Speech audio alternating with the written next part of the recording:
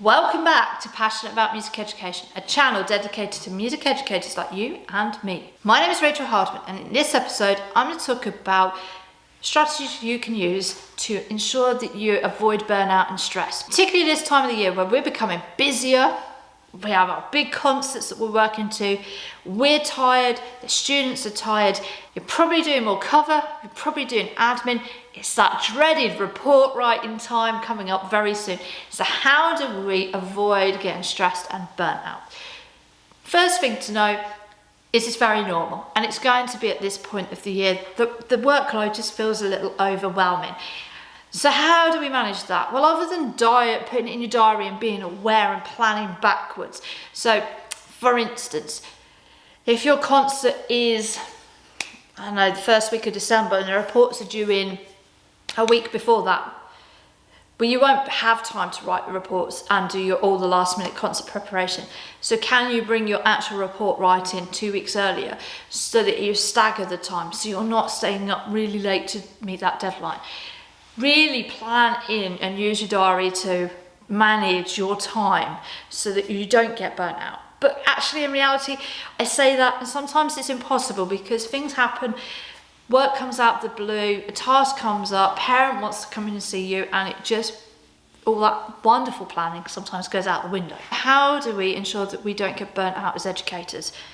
Well, firstly, it's really important to start being aware when you're tired, when you are feeling, angsty, when you're losing your temper, when you haven't got the patience that you normally have, when you're getting frustrated. That is a sign that you are doing too much and your body is storing all of that energy, all of those emotions, and it needs a way of releasing. It's telling you, it's showing you stress, body is showing you anxiety, and you need to start listening to your body.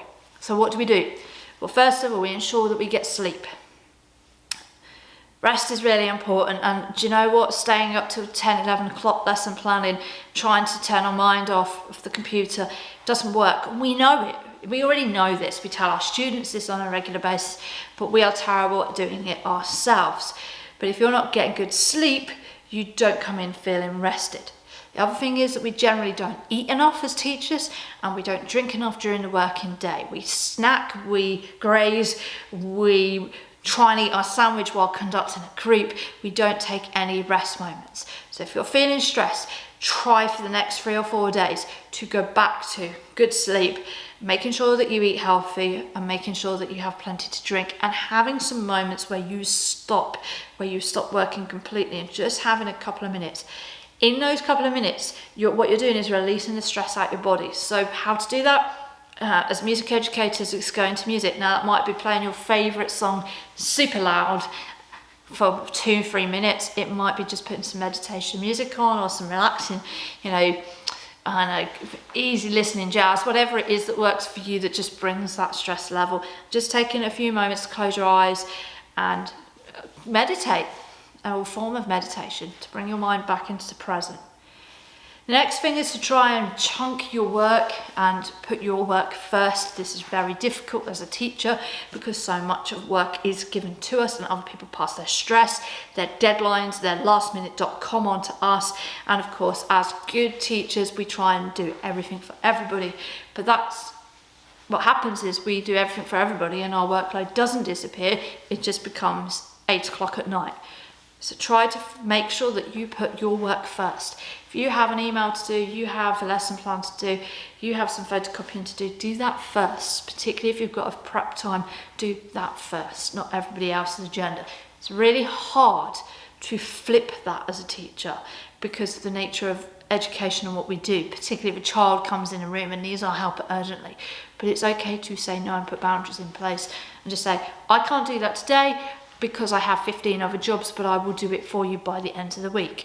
Most admin related deadlines are not real deadlines. It's just a deadline that they've made up, and it doesn't necessarily need to be done by 9 o'clock tomorrow morning and you sent it to me at 3:30 after I've walked out the building. That's their time management issue. It's not your time management issue, and therefore why should you absorb their stress? Their stress is from disorganisation. You do not need to take on their disorganisation. Stand firm on it. Be consistent. Say, I can't meet your deadline. When is it that you need it at the latest? and then I will schedule it in and we'll get it done by then. If you're feeling stressed, one of the other things you might not be doing enough of is the pies, which is physical, intellectual, emotional, and spiritual self-care. We've heard a lot about self-care, and it almost become the buzzword of the last year and a half without actually anybody really caring about what self-care really meant for teachers, because teachers weren't self-caring because they were so busy moving the goalposts and on a daily basis and flipping lessons from being in person to online within 10 seconds and suddenly managing this while they've got their own children at home. It's crazy. So self-care is a big buzzword and I'm 100% for it, but you have to know what self-care is. And self-care is taking those moments to de-stress, to do something that makes you happy, something that brings you a little bit of peace. So that may be having a lovely bubble bath. It might be painting your nails. It might be playing the piano for yourself and not playing, accompaniments. But try and do 3 self-care activities a day that make you happy. And they only need to be 10 minutes, because all it's doing really is stopping your mind from being constantly back and forth in anxiety and depression, in that back and, this went wrong and this went wrong, which we all do as teachers. We analyse everything and then worrying about what we're doing tomorrow or in a week's time, or, oh no, this parent now wants to come in and talk to me. Well, I wonder what that's about. Our brain's constantly doing this as educators all day. So by doing some self-care activity, whatever that looks like for you, whether it's reading or going for a walk, it's really important that you give your brain that moment just to have some peace, some calmness, and to be in the present. And really we need something in our life that is a combination of helping our brain grow. So it might be the physical aspect. Are you exercising? Are you walking? Are you looking after your body and eating healthily? Are you getting enough sleep? It might be intellectual. Are you growing? Are you learning something new? And it doesn't have to be about education. It might be, you want to learn how to do a side hustle or learn how to run an eBay store. Whatever it is, it helps you keep growing and learning, and it gives you a little moment of joy and brings you into present. Bodies need this. The emotional aspect. Are you connected with friends? Are you spending time with your family? Are you in the moment with them? And of course, the spiritual doesn't necessarily have to be religious. It could be, meditation. It could be yoga. It could be journaling. It could be spending time out in nature. We need these as humans, but as educators, we sacrifice these all the time for the good of others, because that's what we're told to do. Your job is meant to be, you give, you give, you give, you give, you give, and you don't get much back in return, because people don't give back to teachers. And that's where you need to give back to yourself, or else you're no good for anybody, particularly yourself.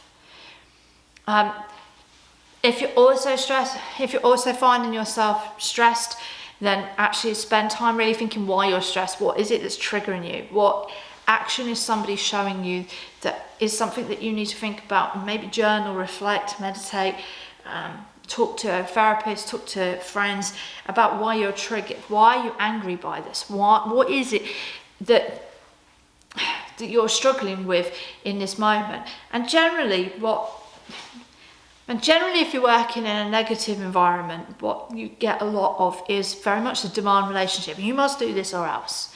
You must do this or else. Which is not collaborative. It doesn't build trust. It doesn't build community. It actually disintegrates that, which makes it an unpleasant work environment.